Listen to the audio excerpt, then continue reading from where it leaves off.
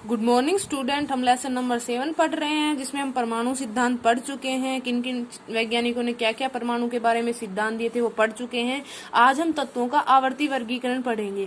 आवर्ती वर्गीकरण पढ़ने से पहले इस वर्गीकरण की आवश्यकता क्यों पड़ी। देखो, 1800 ईस्वी तक 31 तत्व खोजे गए थे, 1865 तक 63 तत्व खोजे जा चुके थे, और अब जो वर्तमान में 118 तत्व खोजे जा चुके हैं। तो इन सभी तत्वों को अलग अलग इन सभी तत्वों का अलग अलग अध्ययन नहीं किया जा सकता। अलग अलग रूप से रासायनिक और भौतिक गुणों का अध्ययन नहीं किया जा सकता। इसके लिए क्या किया गया, इनका वर्गीकरण किया गया, ताकि इन तत्वों के भौतिक और रासायनिक गुणों का अध्ययन आसानी से किया जा सके। यानी इन तत्वों को भौतिक और रासायनिक गुणों का आसानी से अध्ययन करने के लिए इनके वर्गीकरण को किया गया। यार, अब वर्गीकरण को सबसे पहले करने का श्रेय जाता है डोब्राइन को। सबसे पहले डोब्राइन ने इनका वर्गीकरण किया था, जिसको डोब्राइन के त्रिक के नाम से जाना जाता है। डोब्राइन के इसे त्रिक क्यों कहते हैं, क्योंकि इसने तीन तत्वों का समूह बनाया था और 3 ही समूह बनाए थे। तो इसके त्रिक की क्या विशेषता है, इसने कहा था कि मध्य वाले तत्व का परमाणु भार शेष दोनों के औसत भार के बराबर होते हैं।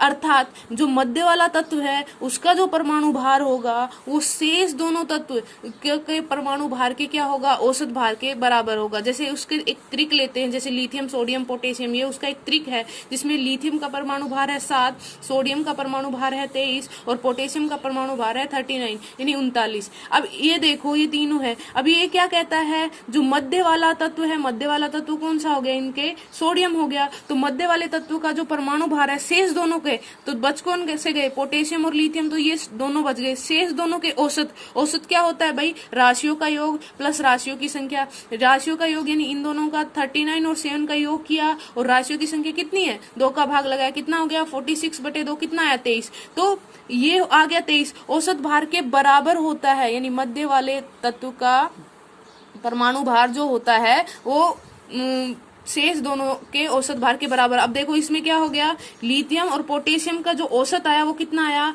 23 आया, और 23 ही सोडियम का परमाणु भार है। इसका मतलब डोब्राइन का त्रिक ये कहता है कि जो मध्य वाला तत्व है उसका परमाणु भार शेष दोनों तत्वों के औसत के परमाणु भार के बराबर होता है। इसने 3 ट्रिक दिए थे, और तीनों ट्रिक याद करने की ट्रिक ये है, ली ना के, कल से बुखार, फिर भी कल बाहर आई। देखो, ली से लिथियम Li, ना से Na, के हो गया, कल से Ca, से Sr, बुखार Ba, और फिर कल से Cl, और बाहर से Br, और आई से आई बन गया। ये इसने 3 ट्रिक दिए थे, जिनकी ट्रिक ये है, आसानी से याद कर लेना, क्योंकि डोब्राइन के ट्रिक में ये लिखने के बाद आपको ये ट्रिक भी लिखना पड़ता है, तो ये याद करने का है। उसके बाद जो है, इसकी कमी क्या रह गई थी, केवल 3 ट्रिक ही बना सका। देखो, एक ट्रिक ये हो गया, एक ट्रिक ये हो गया, और एक ट्रिक ये हो गया। सिर्फ इन तीन यानी लगभग इसने 3, 6, 9 यानी 9 तत्वों को ही वर्गीकरण किया, और अब तक तो 118 तत्व हैं, तो उनका वर्गीकरण नहीं कर पाया, तो इसलिए सिर्फ केवल 3 ट्रिक ही बना सका। ये इसकी क्या थी, कमी थी। अब देखो, इसकी कमी को दूर करने के लिए न्यूलैंड्स ने अष्टक का नियम दिया, और इस नियम ने इसने क्या कहा कि जो प्रथम तत्व के गुण होते हैं वो 8वें तत्व के गुण के समान होते हैं। यानी इसने अपनी जो सारणी बनाई थी ना, उसमें ये कहा था कि जैसे पहला तत्व ये रख दिया, मतलब लिथियम से शुरुआत की थी, तो पहला तत्व जब रख दिया, उसके बाद जो 8वां तत्व आएगा, जो भी 8वां तत्व आएगा पहले तत्व के बाद, यानी 8वां तत्व इसमें सोडियम आता है, तो उसके गुण इसके बराबर होगा। यानी पहले तत्व के जो गुण हैं वो 8वें तत्व के गुण,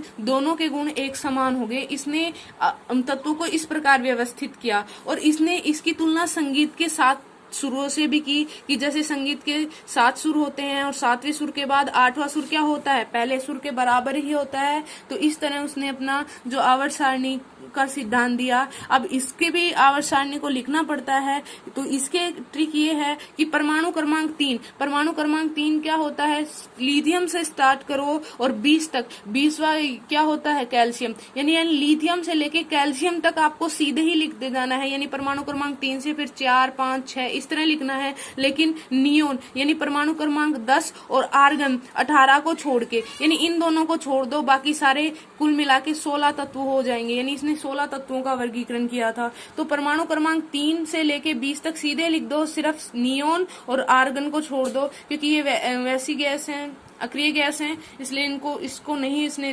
ध्यान दिया, या फिर इसने अपने उसमें स्थान नहीं दिया अपने वर्गीकरण में, तो बस इन्होंने इस तरह दिया था। अब इसके नियम की क्या कमी रह गई थी, ये कैल्शियम के आगे के तत्वों को लागू नहीं कर पाया। यानी कैल्शियम जो होता है, यानी कैल्शियम 20 नंबर पे है, यानी कैल्शियम का परमाणु क्रमांक कितना है, कैल्शियम का परमाणु क्रमांक 20 होता है। तो ये इससे आगे यानी 21 वाले तत्वों को वर्गीकरण को नहीं कर पाया, केवल 16 तत्वों का ही वर्गीकरण कर पाया।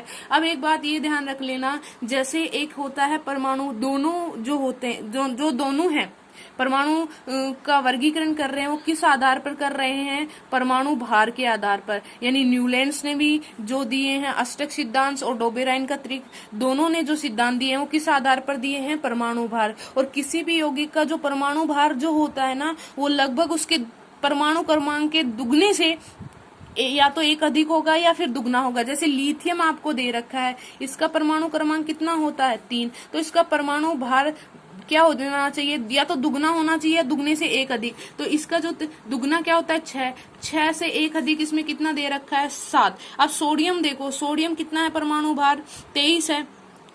सोडियम परमाणु भार 23 दे रखा है, ज्ञात कैसे करेंगे, जैसे सोडियम है, परमाणु क्रमांक कितना होता है इसका, 11 होता है, लेकिन अब इसका दुगना करेंगे तो 22, और 22 में एक अधिक क्या होगा, 23। तो लगभग जो इनके परमाणु भार या तो दुगने होते हैं या फिर दुगने से एक अधिक होते हैं। आज के लिए इतना ही, थैंक यू।